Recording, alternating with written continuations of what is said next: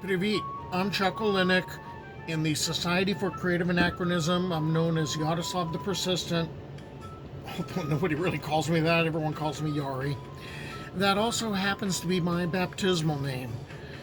And if you've stumbled across this video, you know that I have a channel on YouTube, and that part of what I do is I lump in a bunch of Slavic studies under the umbrella title of Tales of the Borderland.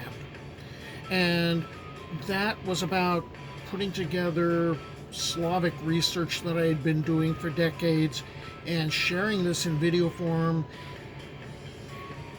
partially for people in the society who might be thinking Eastern European persona. But what I've also been doing is I'm that annoying kind of a knight who I harass some of my squires into developing a persona when they get in. You know, there's a lot of, got a persona yet? Need some help? I'm around. And part of it was I have to walk the walk. So I had to really research my persona, and I'd done other personae before. I was a 6th century Slav working for the Byzantines. I was a very late period Cossack when I first got in, but this is my current persona. This is the one that really feels like home. And what I did is I put together a video back in February of this year, 2025, and I intended to use it as a cheat sheet because I'm lousy at memorizing things. Because we had an event in March, it was on the Ides of March, that we call, the Arts and Sciences Pentathlon. And this time, I was the one that was bullied into doing it. And so, okay, I decided I'd put together the video, and then what I would do is while I was at the event, before I had to go on, I'd look at the video. Well, the video that I did is very much like the other videos that I tend to do on this channel. I do a lot of voiceovers of pictures that, seem appropriate. Okay, and so that one I put up, and that was Tales of the Borderland 162. I put that up in at the end of February. And, well, when I did my persona presentation, it was filmed. And so I finally got a hold of it and decided, all right, I'm just going to be clean about how it came out, and you can compare the two videos and you can judge. But what I really am doing is I'm trying to also encourage people to do this kind of stuff.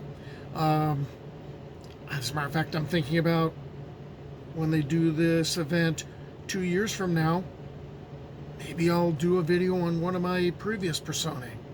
Who knows? But stick around and watch. I am Yaroslav Mikhailovich, called by many the Persistent. I was born in the year 6542, as it is reckoned in Tsargrad, Constantinople to others, and 1034, as they would reckon the years in Rome. My father was an artisan who lost his business, and he moved on to the church property. So we became izgoy, persons whose status was unclear, uncertain. And this was in the 15th year of Prince Yaroslav Mudry, Yaroslav the Wise, for whom I'm named. When the Chaniks attacked royal Kyiv, my prince was up north in Novgorod. He swiftly returned with Slavic troops and Varangians, and together with the men of Kyiv, they drove off the Pechenik hordes, many of them drowned in the lakes and rivers. I mention this because my prince decided to build walls, additional walls, around Kyiv. There was already a walled city. It's called Volodymyr City, for his father. Yaroslavl city was 7 times greater. There were earthen ramparts, 7 sashin tall. Trying to think how you would say it in your language. It would stretch from the tip of my toe to the tip of my finger. And these ramparts were 7 sashin tall, topped with whitewashed logs. The area that was built was south of Volodymyr City, and it was 7 times larger. There's 2 versts around, or actually there's 3 versts around, which the English would say 2 miles. How did these walls get built? The Izgoy, those who were of uncertain status, we provided the labor. So, for many years, I helped my father build ramparts and build walls. And there were 4 gates of brick and stone. The largest, the grandest, was called the Zolote Vorota, the Golden Gate. It was during the building of this gate that there was an accident, my father was killed. So every time I pass through that gate, I think of him. But there was a need for more construction besides the ramparts. Oh, and besides the many churches that were built. As many in Kyiv that it became a rival of Tsargrad, of Constantinople itself.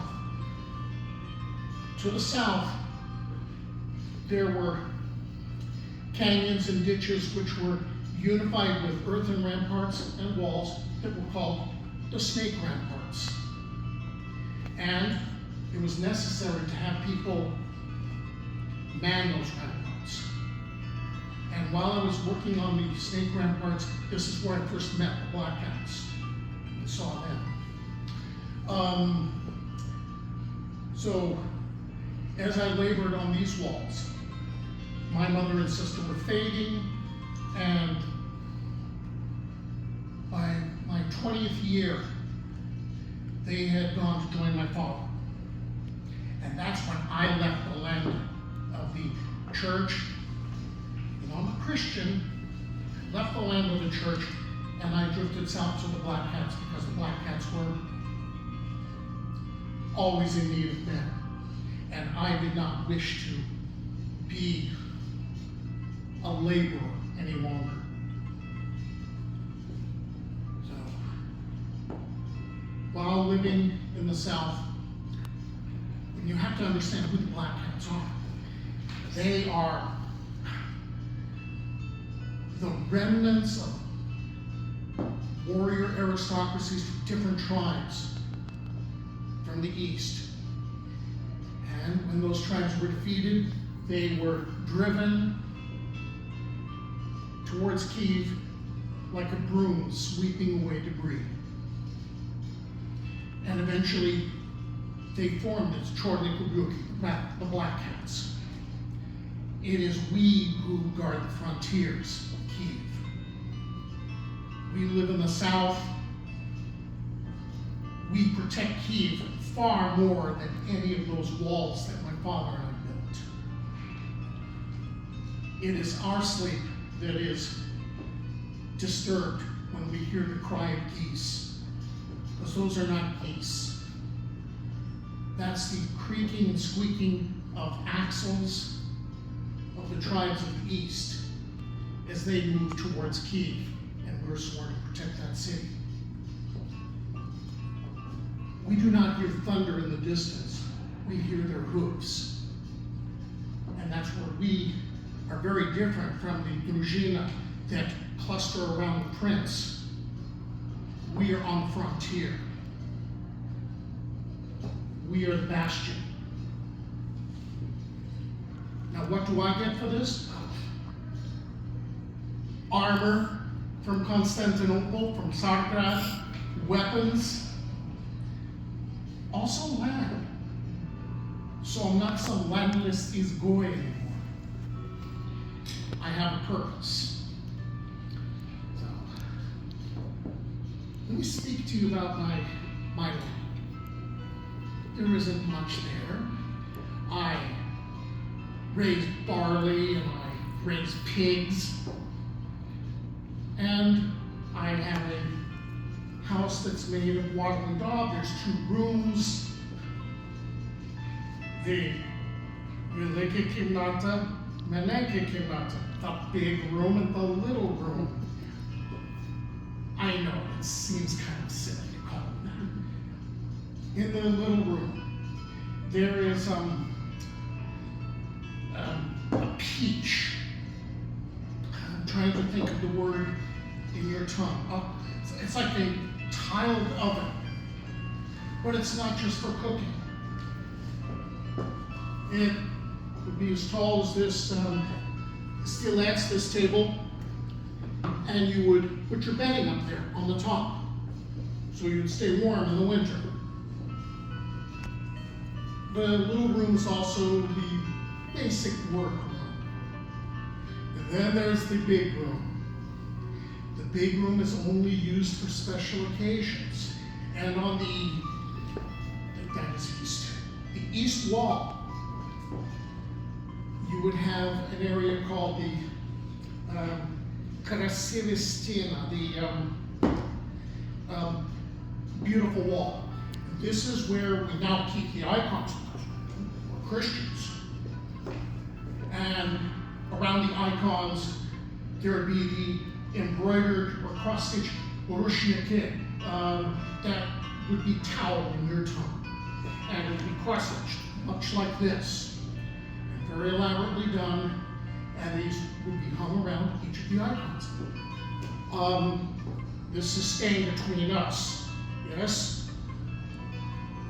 This is where we used to keep the idols before we were Christians. Let's not talk about this to my priest. It's better if we don't talk about it at all, actually. And these matters would upset my priest. If it's not out of the Bible, he gets very irritable. For instance, he doesn't like to know about certain things we are agreeing that this stays here. In the peach, there lives someone that we call the Domovic. We never use that word, though. We never use the word Domovic. It is a person we call the little fellow. If you're going to address him, Did or Didko, grandfather, don't ever call him by name. And if you fail to leave his favorite foods out on the table, things get broken in the house. And the family is not safe. But if you leave his favorite items out there, he behaves himself and he looks out for the welfare of the family. That might have been the deep event. So, we have a number of these spirits that we don't talk about. You know, we're all good Christians. And I know how to be kulturny and how to cross myself the proper way. Romans, they go this way. We of course know the right way. And let's see, we have a threshing house. And in the threshing house, there is another little fellow called the Ovinik. And he looks out for the grain in the threshing house. But there always must be a fire there because that's to dry out the grain, to dry out the harvest. You have to make sure you are taking care of the fire. speak of these matters because in case you ever own land, you will need to think of these things. If you are not taking care of the fire, the Ovidic might decide to build a fire on his own.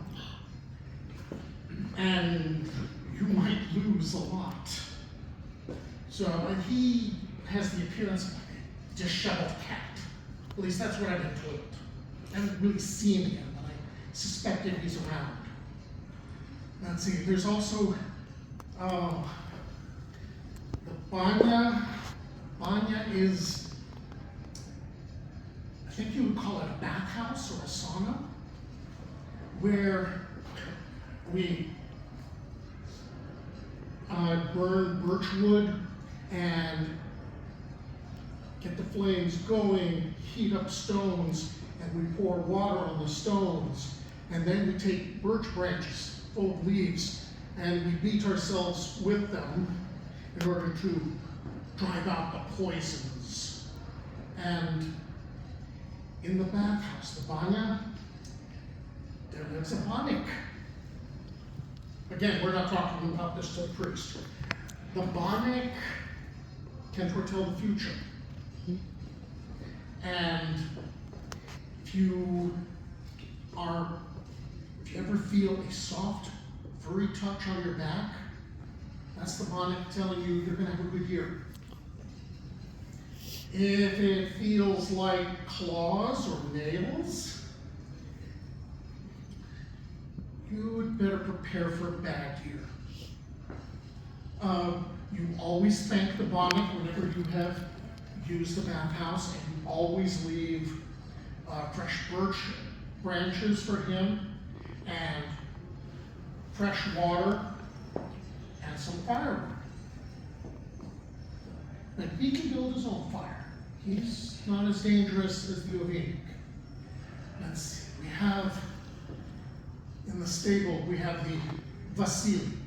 The Vasily, he takes care of the horses. As a matter of fact, he's supposed to have hooves, and I think I've seen his hoof prints, because they don't seem to match the hoof prints of the other horses. He's very fond of the horses, and if you hear the tinkle of sleigh bells in the winter, you can relax. That's the Vasily taking the horses out for some exercise. He's a good fellow. And then we have the equivalent, I would call him the cousin of the, and he's the Dvorovik. He lives in the yard, farmyard. He is not anywhere as nice as the little grandfather. But he does tend to like certain animals if they have white fur or if they have white feathers. Then those are cared for. And you can placate him with something shiny or with a bit of wool. Sometimes that doesn't work. Sometimes he's an ill-tempered fellow. And in order to make him realize that he needs to behave better, he can be whipped as long as there's a whip that includes a thread from a winding cloth. Or you might just take a pitchfork and just stab a fence post, and that will get his attention. And if that one doesn't work, you hang a dead magpie in order to convince the Dvorovik that he needs to calm down. Now, I'm telling you these matters of owning land and farming. There's something I need to tell you about. I mentioned that I have raised barley and rye. There are two creatures or spirits that live in the field. One's the Poludnitsa. And the Poludnitsa appears as a beautiful woman, raven hair, like a river at midnight, and there's cornflowers woven into her hair. And if she finds you working, during the heat of the day, she finds that irrespectful or disrespectful. And you could get something as mild as a severe headache. She does carry a sickle. And there have been stories of people at neighboring farms who have had their heads cut off, and we know exactly what they were doing. They were working when she came by. You might suffer from heat stroke. She wants you to take a nap at that time. And I have never violated that. I have been willing to stop work during the heat of the day and take a nap because I do not wish to anger her. There is also another spirit called the Folklore. And he looks like a Smith, like a little farmer. Smith, by the way, also has another meaning, stinker. And that's what farmers do, they stink. And the Smith, the Folklore, he generally wears all white or all black. He has different colored eyes. He's not anywhere near as nice as the Polonitsa. If he finds you asleep, he will check, he will smell your breath. He will check to see if you are sleeping because you are drunk. And if that is the case, he could do something as mild as throw dirt clods at you, possibly ones with rocks, which I would tend to believe. He might ride his pony right over the top of you. I tell you these things because you might need to know them in case you are given land and you do end up farming. You will have to appease certain beings. Those were good times on the farm because after Yaroslav Mudry passed on, his sons, whom I fought for, they were called the Yaroslavici. There were 5 of them. And they had divided the land, and because Yaroslav knew that there would be trouble between sons, he said that the eldest, Izyaslav, he was to rule in Kyiv. And is that it? Okay. Well, he was to rule in Kyiv, and the other brothers, they were to obey their eldest brother, like sons would obey a father. And things went well for about 18 years. So I view this time as a good time. But it was when the Cumans attacked and the 3 brothers, I said 5 earlier, 2 had passed on while they were fairly young. The 3 brothers had managed to drive off the Kuman attacks and then finally ultimately lost. The people of Kyiv town betrayed Izyaslav. They cast him out and they put in a man from Polotsk, Vesislav. Vesislav was considered to be a sorcerer. His name was a name of ill omen.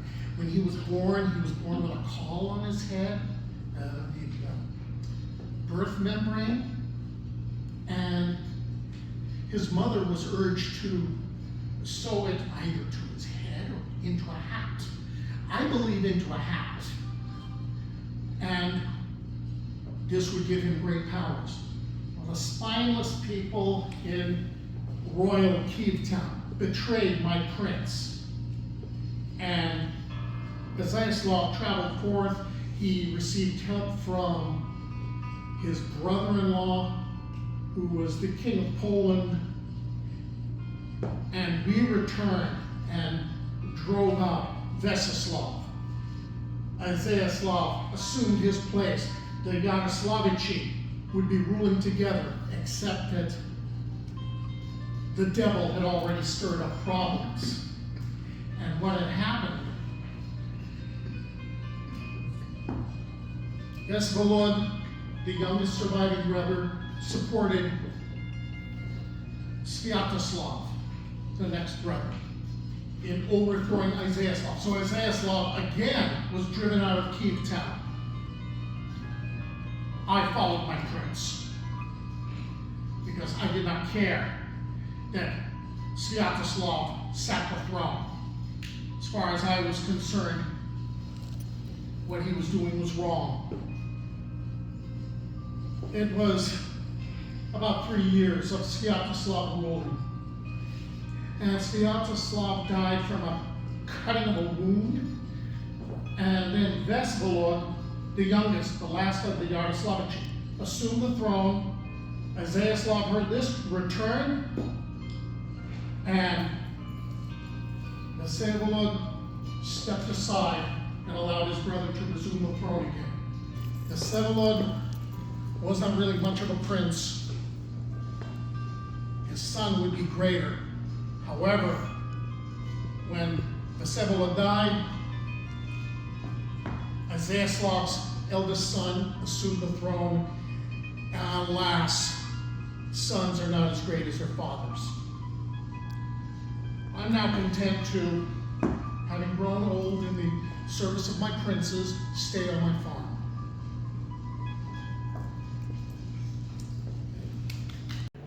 Boy, that sure came out different than Tales of the Borderland 162. Probably because I was able to determine the pace. But then I realized I was channeling Picard in Darmok. And that slow cadence of Gilgamesh, a king, Yaroslav, a prince. So, well, you can tell me how it turned out. I'm open to comments. Till the next time, to побачення.